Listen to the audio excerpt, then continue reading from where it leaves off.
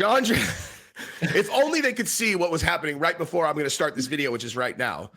So Jon Jones won the title at 285 and dominated Cyril Gane, obviously. And now the talk turns to the Francis Ngannou situation. And yesterday I did a video about how Dana and the UFC are going to use this situation to make Francis irrelevant. And Dana is saying they're not going to have Francis back. Here's something that I found out today. Very, very important piece of information. I just found out Jon Jones made $3 million base salary and made $7 million on this fight total per the MMA news. They said his base salary was $3 million and he made $7 million, including sponsorships, pay-per-view, backend, etc. So what I know to be true is that Francis was offered more than that, and not a little bit, like a significant chunk more than that. Not just this recent one, before that, before Dana started going public and being like, this guy's management team is out of their mind, yada, yada, yada, all that. Francis was offered a bigger number than what Jon Jones signed for. And I just found that very notable. Now, here's the thing. It is very possible that what Jon Jones actually made is not what's public. Like he's, so they said he made $3 million base. I have heard rumors that Izzy makes about 3.5, Kamaru somewhere around there also, whatever. And so there is a possibility that in order to get Jon Jones back, maybe they paid him a $5 or $6 million base, but they're like, we can't have Izzy find out that we paid you this much. So we're going to release this number and we're going to pay more in a side letter. Side letters are this like little secret cheat code that the UFC can use to pay guys where people don't get to see because they don't want to have to negotiate against the number that they're paying this dude over here. Like Conor McGregor makes a $3 million base. Yeah, right. So, but I do think it is totally plausible that Francis turned down an offer that would have made him, not to get into like exact specifics, but his base salary would have been significantly more, not double or anything, but 7 figures more than what Jon Jones is getting paid now. And so if that's true, I can understand why Dana is extraordinarily upset with Francis. Yeah. You know what I mean? You know what's interesting though? When I haven't watched a full press conference yet, but I did see Dana White saying like, never say never, but that's never going to happen. Yeah, I saw that. Yep. And when he said that, actually, my first thought was like, okay, he's back. It's actually back on the table because Dana is a master at like negotiations. 100%. And if you want to negotiate, you show up to the table with like nothing to lose. And if you compare what he said yesterday to what he said when he announced that he was letting Francis go, he was actually very defeated and almost looked like he gave up, and was actually kind of nice to Francis, which to me was a sign that he actually gave up. It's like, yeah, it didn't work. Good luck to this guy. But when you sit down and you're like, no, fuck this guy. Actually, to me, you're back in the negotiation game. Like you're back playing mind games with that person. I agree. And back a year ago when he started negotiating with Francis, he very much had that tone of like, fuck this guy, fuck his management team.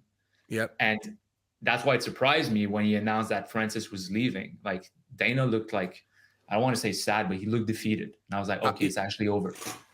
It's going to be impossible for me to talk about this topic without just kind of laying out, because I was on the inside of this thing. Now, when I pick brands to partner with, I pick brands that I actually use. And in this case, we're talking Geology, because my skin is important, dude. I'm vain. I like to have baby skin. And if you look, I have baby skin, and I owe that to Geology. I use their face wash. I use their lotion. They both smell great. One thing about the face wash too, you can use like a dot of it, like a tiny, tiny dot, and it works. And you're like, because I tend to overuse stuff, like a dot. It's crazy. Now, when I started, I got $15 spent, $150 worth of product. That's correct. $150 worth of product for $15, and you can get the same deal. Now, Geology is a 6-time award-winning skin, hair, and body care company recognized in Men's Health, GQ, Esquire, and Ask Men Grooming Awards. Geology creates simple and effective skincare and hair care routines customized just for you after you do a questionnaire. It's great. Skincare shouldn't feel like a gamble, so don't let it be a gamble. Do the questionnaire, Find out what you need, and Geology will send it to you for an incredibly affordable price. Right now, for a limited time, they're hooking you up with an absolutely insane offer. Use my code ONFIRE70 or scan the QR code on the screen, and they will give you an exclusive 70% off their award-winning skincare trial set. On top of that, they're giving you an exclusive bonus offer of 50% off of additional skin, hair, and body products of your choice when you add them to your trial. This is one of the best offers you will ever see. Get it before it's gone. Link is in the description. Get on it or scan the QR code. To a certain extent, just because I just was. And I said from the very beginning, as soon as I kind of knew a little bit about what was going on, and then so I wasn't just like a person watching the news. It was like I knew kind of what was going on. And I figured out that what I thought the UFC was trying to do by railing on the management was they were trying to split Francis from the management, where they thought that the management team was the one driving Francis into not signing a deal that they thought was fair, and then demanding that they basically change the entire structure of how they, deal with fighters, right? And they're like, if we could split him away from them, then we can negotiate with Francis, with someone who understands more and is not trying to play hardball, whatever. And when you think about how this ended up shaking out, which was CAA, which was his management, ended up shuttering the entire MMA division of their management.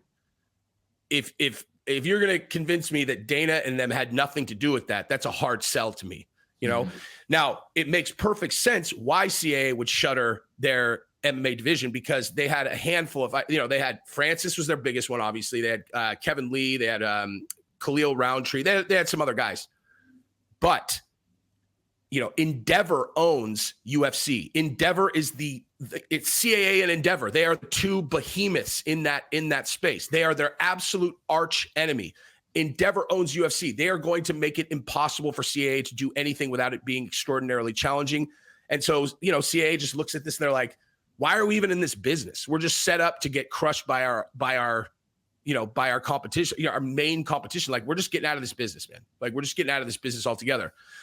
I don't know all the ins and outs of exactly how it happened, but it seems very likely that the UFC put pressure there. Now, at this point, Francis operating without a management team, and I can't really get into the exact ins and outs of how that happened, but bottom line is Francis does not have a professional management team right now, which is such a catastrophic misstep that I kind of can't even put words behind it. But now he is where he is. He's by himself.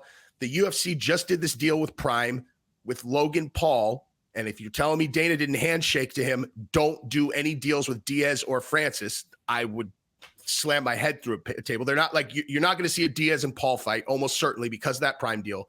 You're not going to see Francis involved in anything that the Paul brothers, because of that Prime deal. You're talking about a 9-figure sponsorship deal, probably. And so Francis is not going to have a lot of options unless the Fury people are willing to basically promote, do everything in this fight. And Francis brings nothing but himself to the event. He has nothing else to bring except his name and himself to the ring. And so you're down to one option to do business with, not a very good place to negotiate from, or maybe the Deontay Wilder people, but who knows? I mean, UFC behind the scenes is for sure painting him into a box. And so I was thinking to myself, I'm like, I think Francis is coming back to the UFC because what options does he have? Like there's still, I mean, if you're Bellator, if you're One Championship or PFL, that would still be a huge move for those organizations to sign a guy like Francis. Can they pay him more? They could pay him $10 million for a fight? Because that's the ballpark figure. I mean, if Jon made 7 last night, yeah, like I said, I know basically, I know what his offer was, and it's like, it's more, yeah. Bottom line. So that's a lot of dough for an organization like that to pay. Yeah. I still think, he is now, Jon Jones, you could argue, is the biggest heavyweight on the planet, but Francis is right up there. It is the fight that everybody wants to see. Yeah. I'm still very curious to see him against Stipe, but if we're being honest, Stipe now, how old is he? Is he 40? Yeah. How does he win that fight? He got not. I still want to see that fight. As Jon Jones said, Stipe is a legend, and I want that title. I want the GOAT heavyweight of all time. But the fight that people want to see is still Ngannou, and Dana White knows that. Yes. Dana White wants to put the best fight on. He wants the fight that makes the most money, and he knows that that fight is Ngannou. So I definitely don't believe him when he says that's never going to happen. No I chance. definitely don't. Yeah. Yeah. Dana's a man of the people, man. Like I swear, I tell it, I cannot stress this enough, man. I have been watching Dana his entire UFC career, and I hear all the bad stories. I hear how he's doing fighters wrong, whatever. I just see that. I see it completely differently. I just do. And like, but the thing is, I'm just like naturally an empathetic person. So I see it from both sides. Like, I don't think there are bad guys in these stories. I really don't. I see everyone working for their own self-interest. Every once in a while, a little bit of selflessness, but most of the time working for their self-interest and then taking care of people that are loyal to him. But like what I see when I look at Dana is just a brilliant strategist who is working inside of negotiate. He's negotiating all the time. He has to be. Like, what I mean, I don't understand the idea that like Dana's just supposed to like double fighter pay because he just does. It's like, why would he do that? Why on earth would he do that? Like, and when it comes to, the Francis situation and all of this, like Dana is going to put on the fights that people want to see. And if all Francis would have to do, like I wish I had Francis's cell phone number, man. I wish I had a cell phone number. So I could just be like, listen, man, just so you understand your position, if you want to come back to UFC, here's how you do it. All you would have to do is just state his intention that he wants to come back because he wants to bury Jon Jones. It's unacceptable that he's in there carrying my belt. I'm coming back to get my belt. Then Dana can't not do the fight. He can't. He has to. He has to do the fight. And then like, I mean, not that necessarily he wants to come back right now, but I think he's going to figure out pretty soon that like, man, you can't really just rely on these strangers in the boxing industry to just pay me $30 million and put on this event. You know what I mean? Mm-hmm. I think that when it comes to UFC fighter pay, I think it's not going to be about like Dana breaking to give the fighters what they want, but the competition is catching up right now. And if you look at the UFC invests the resources right now into expanding into other markets, which if I'm a competitor, I just wait till the UFC expands to Africa and then I follow. Because the UFC is going to get it regulated there, is going to take all the costs that are associated with that, and they're going to legitimize the sport all around the world. What the UFC is doing also that is a brilliant business move. And I had to cut that out of the Dana White documentary just because it was killing the pace of the video. But Dana White recognized early on when he was in the boxing industry that what killed boxing is that the business was not investing back into the youth, into breeding and growing new talent that would be the next generation. Dana White recognized that early. And right now the UFC invested. You saw them invest first in like South America and Mexico. And now right now we have 2 Mexican champions, 1 interim champ. So you're seeing investing in the youth, like he invested in China, like opening UFC PIs all around the world because he's thinking 20 years ahead. Yes. So that's a big competitive advantage over other organizations if you can sign that talent long term. Yeah. Because it's still huge that Francis Ngannou left, right? And it's enormous. And it's huge that Nate Diaz left. And you're seeing that happen more and more. And I don't see that slowing down as the other organizations, BKFC, PFL, Bellator, One Championship are rising. It's going to happen and the speed that it will accelerate depends on the outcomes of the Francis and Diaz pursuit of big dollars. That's why the UFC will do anything they can to make sure that these guys do not sign some big, enormous 8-figure deal. They will do anything to block that, anything. Because the impact on that will be astronomical. The other thing too is, so when I said I see Dana perfect, I literally had 26 thoughts come into my mind at the same time, and I short-circuited and then just went to fighter pay. That wasn't even the point that I was going to make. The point that I was going to make is much more related to what you were just talking about in terms of investing in the long-term future of the sport in general. So like, I have built companies before. I've put, nothing even remotely on the scale of what Dana has, but it's one of these things where you're on one side of this line or the other. You've either built something and faced those challenges so you see things from the other side of the fence, or you've only been an employee and you don't understand. It's as simple as that. You can't relate to it if you've never done it. And once you've done it, the world completely changes to you because everybody on the other side looks over in your office and just thinks that you're in there like, oh man, we're just counting all this cash and just crushing these guys. They have no idea that your balance sheet is over here. You're like calling these people to make sure you're going to be able to make payroll and all that. And yeah, the UFC has gotten past that phase, but they are to your point, investing dollars in all these different markets. They're like these people have no idea what is going into opening up these new markets in terms of paying lobbyists, the regulation, figuring out how to do business with these stadiums over there, how they're going to do sponsorships. There's like a million things for them to do. And so if I'm Dana and I go and I literally am like in the middle of the jungle chopping down Amazon trees, and then these guys sneak in behind me and they're all, hey, we'll pay you double if you come over to our place. I'd be like, let's fucking burn these guys alive. Yeah. Fuck you, dude. You know what I mean? That's why I would be ruthless if I was in Dana's position, and I would feel completely justified doing it because no one understands what's actually going into building out these markets, building the sport from scratch, and then having these little vultures come in and undermine all of your effort. I would bury them, dude. But at the same time, you're also looking at this purely from self-interest because you can't help it. You can't help it. And you're like, we earned this profit margin. And then you have fighters over here who are making 30 grand a year with no health care. And it's like, is that fair? And you're like, well, I don't know. How much would they have been making if the UFC didn't exist? It's like zero. It's like, all right. So it's easy to justify as the UFC also, whereby that is a lens you're seeing things through that maybe isn't fair. You know what I mean? Is it so? The thing that's difficult to evaluate is that as someone who dug into those topics for the documentary, there's a lot of information that's not being disclosed. So in my Dana White documentary, I wanted to disclose how much does it cost to put an event on, right? Yeah. What's the payroll? How much profit do they actually make, and what percentage of that goes to the fighters? That information is not really out there. So it's difficult to state a case. It's difficult to show both sides of the argument in that case, Yeah. Like the fighter pay stuff is all disclosed, especially like the entry level contract, 10-10, show 20-20, whatever. But so we can only speculate on now that Endeavor is a public company, someone who can read financial statements could somehow like come up with some like reliable estimate. I've heard that the fighters get paid 18% is the number I've heard.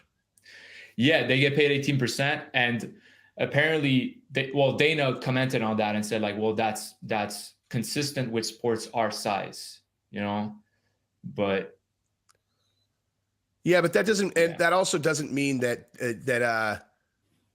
I mean, listen, for me to speak intelligently about this particular topic, I would really actually myself personally need to go look at the financial statement and understand, are we talking 18% of the gross that comes in? Are we talking 18% of net money that comes in? How much is being paid to development, security, and how much are the executives bringing home?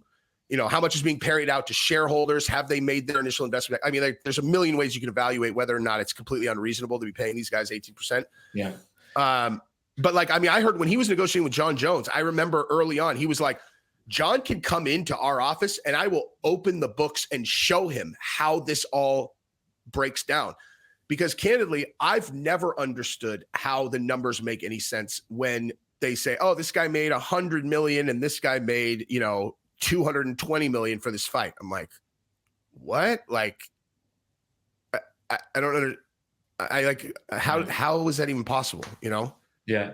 The thing that I'm telling myself, like I have to trust, is that Dana White has brought him and his team, and he has a solid team as well. And that's not something that we discuss much, in the space, but Dana White is extremely well surrounded, even starting with just the Frank Fertitta and his brother. It's like, who was already on the Nevada State Athletic Commission before they got started. It's like big cheat code. Yeah. Big cheat code. He's surrounded by brilliant people, but at the same time, Dana White is the face of the sport right now. And if I'm the UFC, I'm thinking ahead of like when Dana retires, we're losing something huge here. And by that time, competitors will be even bigger. So like, who replaces Dana, man? Hunter is, but Hunter seems to be much more like introverted self in the 100% in the shadows. Yeah. Right. When I watch the post-fight press conference, I want to watch Dana White. Totally. Like, I want to see what Dana White says. Like, I look Yeah. forward to the press conference only to hear about like what Dana White says. They need a, like, what they honestly will need to do. I feel just based on my interactions with fighters and managers who I know really well now, I would say Dana leaves, the vast majority of the infrastructure, how it all operates, will remain almost unchanged. But what they're going to need is like a puppet president that serves as the public face. He's called the president of the company. He actually has very little power over what actually happens, but he serves as, like, that's not Dana though. Like, Dana is the front guy, and he also can just supersede and just tell anyone, okay, it's good that you guys put all this work on this, but fuck you, we're doing this. And that's exactly what would happen. So you need like someone basically to serve, like, I don't know. I mean, Chael, so, you know what I mean? Like someone like Chael, where you just kind of like put him in there and that's what he does, you know? He's essentially a promoter. You know, the thing that's confusing about Dana White is that he's president, but he's also an incredible promoter. Yes. Right? So he's running a full operation, but also sitting down in front of cameras and promoting, and he's good at both. But if you think about it, that's two different jobs, right? Yep. So, yeah, it's going to be interesting. I think Chael Sonnen, and I think, you know, Bisping or Daniel Cormier could do a great job at it too.